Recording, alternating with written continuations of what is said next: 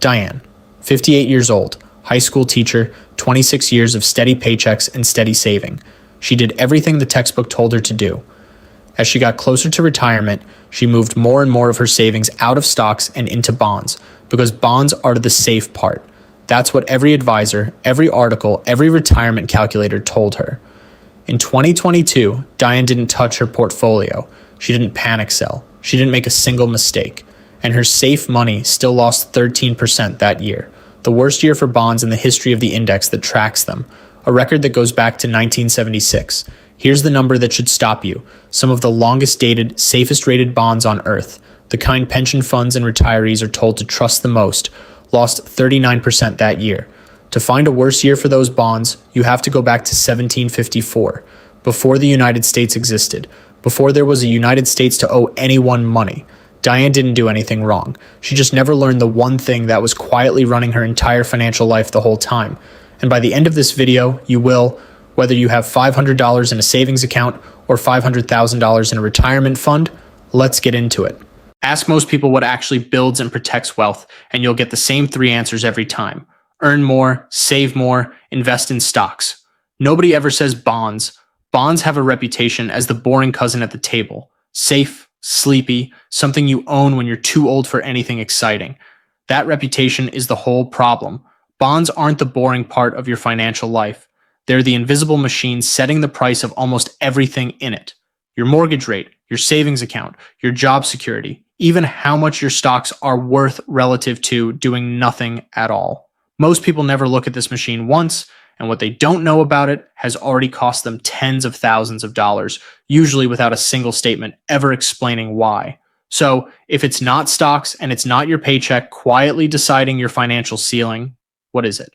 It comes down to one rule. Almost nobody is taught it, and once you see it, you can't unsee it anywhere in your financial life again. Before we get to the rule, it helps to know what a bond actually is, because most people have never had it explained in plain language. A bond is just a loan. Someone needs money, a government, a company, a city, and instead of walking into a bank, they borrow it directly from investors like you. You hand over a fixed amount, called the principal.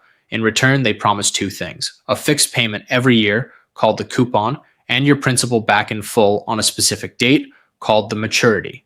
That's the entire instrument. A piece of paper that says, lend me money now, I'll pay you interest every year, and I'll hand your money back on this date. Nothing about that is complicated. What makes bonds powerful and dangerous if you ignore them is the scale they operate at.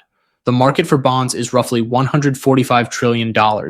Compare that to the entire US stock market, which is large but noticeably smaller. More money moves through bonds every single day than most people will touch in their lifetime, and almost none of them know the one rule that governs all of it. Here's the one rule that explains everything else in this video. When interest rates rise, the price of existing bonds falls, every single time without exception. Picture a $1,000 bond paying 3% a year, $30. A few months later, new bonds come out paying 5%, $50 a year for the same $1,000. Now, you want to sell your old 3% bond. Nobody wants it at full price when a better one just showed up. The only way to sell it is to drop the price until that same $30 payment works out to a competitive return.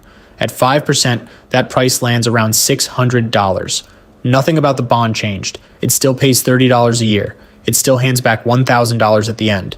But on paper, that $1,000 is now worth $600 because the world around it moved, not because anything you did was wrong. That single seesaw, rates up, bond prices down, rates down, bond prices up, is the whole engine. Everything else in this video is just that same seesaw, operating at a bigger and bigger scale, whether it's a $1,000 bond in your own account or a $39 trillion pile of government debt. Here's where it stops being abstract and starts touching your actual life. When a bank decides what mortgage rate to offer you, it isn't guessing. It looks at the 10-year US Treasury bond and asks one question: why would I lend money to a household for 30 years when I could lend it to the government for 10 years, risk-free? The answer, it wouldn't, unless you pay it more. So the bank takes that Treasury yield and adds a couple of points on top to cover the risk that's uniquely yours, that you might lose your job, get sick, or default. Take a $400,000 30-year mortgage. At 6.5%, the monthly payment is around $2,530. Bump the underlying Treasury yield by just half a point. something the bond market does in a single ordinary week, and that payment rises to roughly $2,665.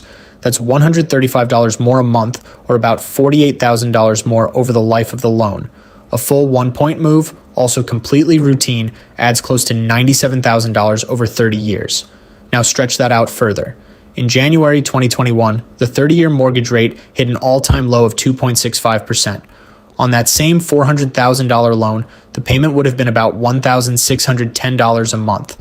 By late 2023, the same rate had climbed to nearly 7.8%. The same loan, same house, same buyer now costs about $2,880 a month. That's a difference of over $1,250 every single month, or roughly $450,000 across the life of the mortgage, handed to that buyer without a single invoice, decided entirely by a bond market they never opened once. Now here's the part that got Diane. For decades, the advice was, as you age, shift from stocks into bonds, because bonds protect you when stocks fall. That works, usually, because when stocks sell off, money typically rushes into bonds for safety, pushing bond prices up while stocks are falling. Two assets moving in opposite directions, cushioning the blow. That's the whole idea behind the classic 60-40 portfolio, the default conservative setup handed to almost every retiree in America. 2022 broke that idea because the cause of the crash wasn't the usual cause. The Federal Reserve raised interest rates faster than at any point in 40 years, from near zero to over 4% in 9 months. Go back to the one rule: rates up, bond prices down. This time, rates weren't falling to comfort investors. Rates were the thing attacking, and they attacked stocks and bonds at the exact same time. The seatbelt didn't fail to catch anyone in the crash. It was welded to the same car. A standard 60-40 portfolio lost around 16% that year. Stocks and bonds falling together for the same reason. There's one number that decided exactly how hard any individual got hit, and it's sitting on a fact sheet that almost nobody reads: duration. Duration estimates how much a bond fund loses for every 1-point rise in rates. A retiree with $500,000 in a typical bond fund with a duration of 6 loses about $30,000 from a 1-point rate move. The same retiree in a longer dated fund with a duration of 17 loses about $85,000 on the exact same $500,000 from the exact same rate move. Same person, same savings, same headline event. $55,000 apart, decided entirely by one number she was never told to check. There's one detail buried in here that matters more than anything else. If you buy an individual bond and simply hold it until it matures, none of this touches you. You collect every coupon payment and you get your full principal back at the end, regardless of what prices do along the way. But a bond fund never matures. It's a rotating basket of bonds repriced every single day. When rates rise, that loss shows up on the statement and it stays there. Diane's mistake wasn't owning bonds. It was owning a bond fund without knowing that the safety promise only applies to bonds you hold to the end, not to a fund that never ends. This is where it stops being just a warning and starts being useful. A few things, and none of them require you to be an expert. Know your duration. If any part of your retirement money sits in bond funds, that number is on the fact sheet. Above 7, rate moves will actually move your balance in a way you'll notice. Above 15, you're holding something that behaves more like a volatile stock than a seatbelt. Stop leaving cash parked for free. The average savings account in America pays a fraction of a percent, while safe, government-backed Treasury bills routinely pay several times more for the same safety. On $50,000, that gap alone can run over $1,000 a year in interest you were never collecting. Money that was always sitting there for the taking, no extra risk required. Watch the yield curve, not the news. The yield curve simply plots what short-term and long-term Treasury bonds are paying. Normally, longer loans pay more because more can go wrong over 30 years than over 3 months. But every so often, that flips. Short-term yields rise above long-term yields, which is called an inversion. When that happens, the bond market is making a specific bet that the economy is about to slow down enough that the Federal Reserve will be forced to cut rates.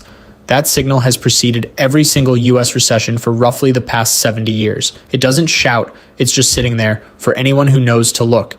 If inflation is your real worry, there's a tool built for exactly that.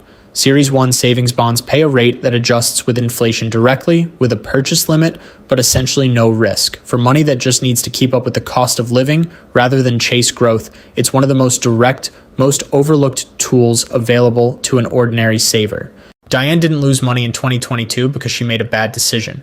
She lost money because nobody ever told her that SAFE has a number attached to it, and that number was decided by a market she'd never once opened in 26 years of saving. The tragedy isn't that bonds are risky, it's that millions of people were told they weren't and stopped paying attention right there. Here's what should really land. You don't need a finance degree, and you don't need a fortune to be on the right side of this. The 10-year Treasury yield takes 5 seconds to look up. When it climbs, your mortgage and your loans get more expensive. When it drops sharply, the bond market is usually bracing for something before anyone else notices. It's the closest thing your financial life has to a check engine light, quietly running in the background of every major decision you'll ever make with money. The bond market was never really the boring part. It's the part quietly pricing everything else: your house, your savings, your retirement, even the job market your own employer operates in. The people who understand how it works aren't smarter than you. They just stopped assuming it was boring long enough to actually look. If this helped you actually see the machine behind your mortgage, your savings, and your retirement account, hit subscribe. We're going to keep breaking down exactly how money really works, one video at a time. And drop a comment. Had you ever actually checked the duration on your own retirement fund before today?